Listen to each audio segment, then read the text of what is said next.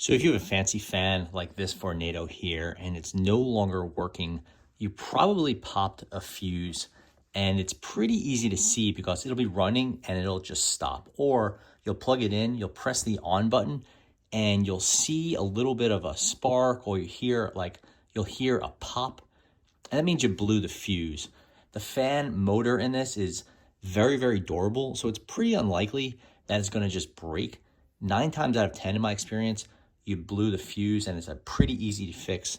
Takes just a minute, and it only costs a couple cents. We will be using little fuses like this. It'll say in the instructions what to use.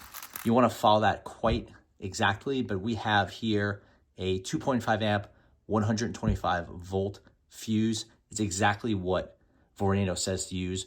Vornado doesn't sell fuses directly, but they will say what you need. So you could buy that on Amazon or Home Depot or wherever you buy stuff like that. So just for reference, the fan is plugged into a working outlet, and I should just press the on button just like this, and it's not working. That's the case for this Vornado. It's like called the 660 or something like that. But that's gonna be the case for pretty much any fan. Almost all of the ones that are like of a medium to high quality build will have a fuse. Where is the fuse? It's right here in the plug. See, that plug is a little bit larger than you'd expect. There's something here that looks like it could slide. That's a little tray for the fuse. Looking at it closely, you can see it says right there, 2.5 amp, 125 volt. In the literature, it'll say 125 volt as well. The voltage is in keeping with what's in your area. Here in the US, it'd be 110. So they use 125 volt or 110, 120. Okay, so now you have your fuses. Again, they're these tiny little ones.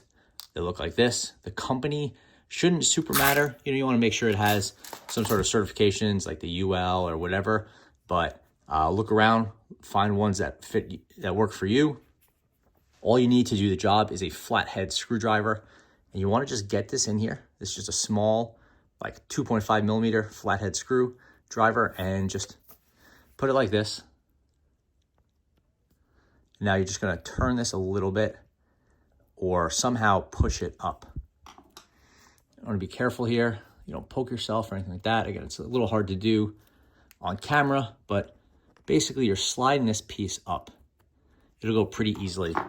And you can see here is the fuse in these 2 little prongs that hold it into place.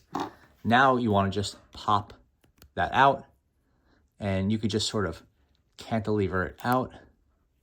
Be careful not to smash it, but it'll come out pretty easily. You might need some tweezers or something to grab it. This one side will still be in, but we'll get it out. There is the empty compartment. You can see where the fuse is held in place with those metal prongs. They kind of just hold it in. And here is the fuse itself. Just a small, this one is ceramic surround. Other ones will have a glass surround. That shouldn't really matter. You want to get one of these ones that you got from a hardware store, or again, Amazon, Lowe's, True Value, wherever. There's a little fuse part in there. That's that little wire thing. That's what pops if you get too much amperage or voltage or whatever through there. So you're going to get this and you're going to put it in place. It's a little fickle, obviously, so you need to put it in very carefully with something. You just have to kind of push it in place, one side, then the other. Just push it in there gently. You don't want to break it, but if you were to break it, they only cost a couple cents. And I think these things cost from Amazon, it was about $5 for, I think, 10 or 12 of them. So there you go, in good shape. It's secure. The direction doesn't matter. You want to push this in, get that nice and secure. Just like it came from the factory, it'll be flush on this end and just about flush here. It's not going to be flush, since you need to have a little gap there to get your screwdriver in next time. plug it in, turn on your fan, and you should be good to go.